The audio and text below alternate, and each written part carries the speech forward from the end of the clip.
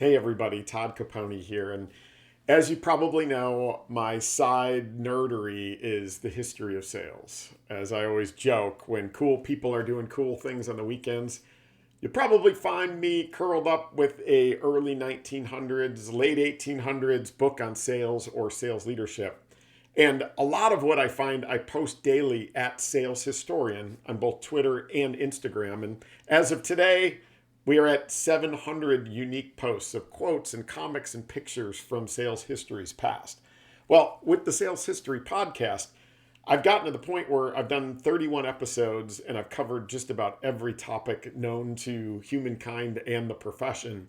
And so, getting a little bit stuck, I've added a lot to my history library and what eventually could be a sales museum. Who knows? So, I thought for today, let me just take you through some of my new additions. These are things that I've been able to procure over the last few weeks that I thought you might find interesting. All right, so let's start with a couple of books I've just found. So this one is from Charles Atkinson Kirkpatrick. It is called Salesmanship, Helping Prospects Buy.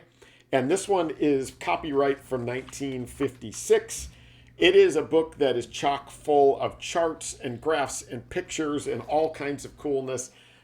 So you'll find with a lot of these books, you're going to find notes in them, underlines. This one has really been marked up, but the person that read it looks like they've marked up the right things, which is cool, which actually make it easier for me to read. But again, this is Charles Atkinson Kirkpatrick's book, Salesmanship, Helping Prospects Buy from 1956. So this book is from 1950. It is from Bertrand R. Canfield. And this book is also called Salesmanship, as so many books from 1890 to 1955, 1956, like that last one, are called. This one's called Salesmanship, Practices and Problems. Bertrand Canfield wrote it in 1950. It's pretty beat up. It's got a lot of writing in it, but it looks like it is almost like a textbook that would be used in a college class. It is very comprehensive. It is all of about 563 words long. I don't know if I'll get through the whole thing. It kind of stinks. It smells like it's been in somebody's smoky basement, but it's pretty cool. The pages are browned. It is, again, from 1950, which as of today makes it 73 years old, which to me is pretty cool. All right, so this next one, I actually found in an antique shop up in northeast Wisconsin. It is a 1908 Sears Roebuck catalog. And there's amazing finds in this. You'll find everything from, back then you had horse and buggies. You could actually buy your surreys, which is a carriage. You could buy all the horse clippers and all the horse stuff that you would need. You could buy gramophones out of this thing, walking plows, folding cameras. You could buy guns, hair tonic, like you name it. This catalog is just fascinating. It is from 1908. I found that on the back bottom, it was kind of funny. It says, "We have no agents or solicitors. Persons claiming to be our representatives are swindlers." So I thought that was kind of cool. But that one is another addition to the Sales History Library. All right, so this next one is a weird one. And weird meaning I saw it and I kind of had to have it. It was only $24. I still don't quite understand what it is, but it is from 1926 and it is a check writing machine. So back then you didn't have the kinds of technology that we have today to make sure that checks are not wrought with fraud, copies, that sort of thing. So a lot of organizations would buy a check writing machine. You put the piece of paper in, you put in the dollar amount, and then you pull the lever and it'll tag it and create the check for you. The piece of paper meaning the check. But I don't know.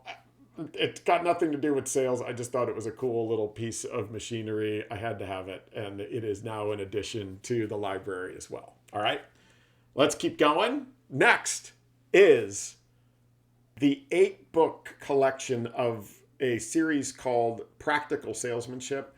The copyrights on this are 1929 and 1930. I'm missing one of the editions out of here. It's in volume number 2, so I've got to go track that one down. But I did manage to get the other 7. These books are super cool. Again, 1929, and they cover just about every topic having to do with the sales profession. They smell like history. They're awesome. I'm so proud to have this whole collection, and we'll be pretty busy reading much of it over the coming weeks. You know, it has been many years since I've read How to Win Friends and Influence People. I wasn't able to track down a copy. I'm sure I could go to the library and get one, but you know me, I had to have a version that is at least close to when the original published date is, and so I found one. And so I was able to procure a copy of How to Win Friends and Influence People, the famous book that is still selling like crazy today. It's originally copyrighted 1936. I got a copy that's from 1936. It is one of the first printings. It is not the first printing. There was so many. They printed like 25,000 right out of the gate. And I mean, they were selling hundreds of thousands in the first year or two. This is actually printing number 77, but it still is a print from 1936, 1937. And so I've already started to read through this one. There's a reason why it's such a classic. It is amazing to read. It really is a compilation of a lot of other things that have been taught by other authors before then. But at its core, it's a classic, and I'm excited to have this version in my library that is over 80 years old. Okay, so this one's kind of funny. It arrived just randomly in the mail from my good friend Lee Hakohen, but Lee is a consultant, but I think he's a fellow nerd of mine, and he was able to find catalogs from the Fuller Brush Company. Now, Fuller Brush Company, back in the 1920s, 1930s, they had created a selling machine, door-to-door selling brushes and all kinds of things for your home.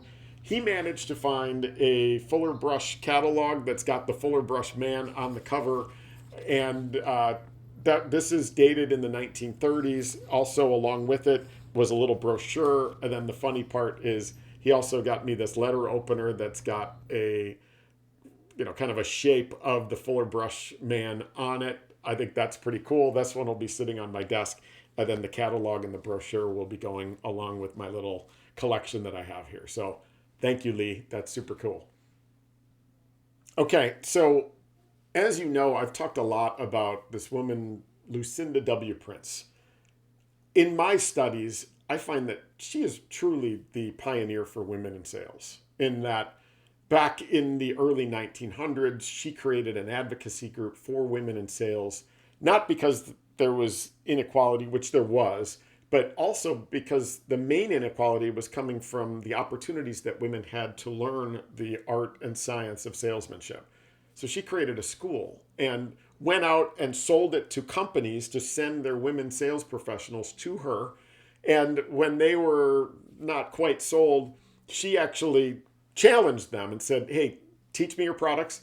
I will go out and outsell even your best salesmen. And she did it consistently to the point where she created a machine of salesmanship classes for women that ended up extending to men. It ended up extending to high schools in Boston, where she ran a bunch of those. And her legacy continues to live on today. So with that, I'm such a big fan of hers. I wanted to find something, and I did. And so I went to bid on it, and I ended up getting it. It is a letter that was written by her administrator, it looks like, but it's hand signed by her. And this letter is giving advice, salary negotiating advice to another woman who is about to take a sales job. This is so cool to me. I'm going to have it framed and hung up somewhere in here. But it is a letter that was written by and hand signed by Lucinda W. Prince. And as you can see, the date on it is from 1926. So April 8th, 1926, Lucinda W. Prince. This thing is a classic. I always wash my hands before I open it.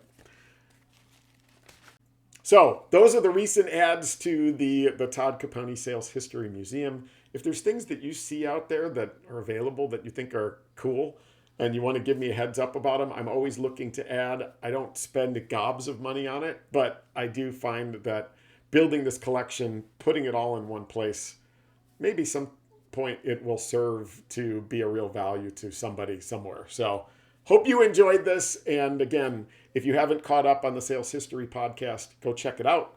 31 episodes covering everything. And follow along on Twitter and Instagram. It's the outlet for lots of the nuggets that I find that I think are so interesting. Every day, one post, either quotes, pictures, or comics from sales histories past that I think you might find interesting. All right. Thanks again.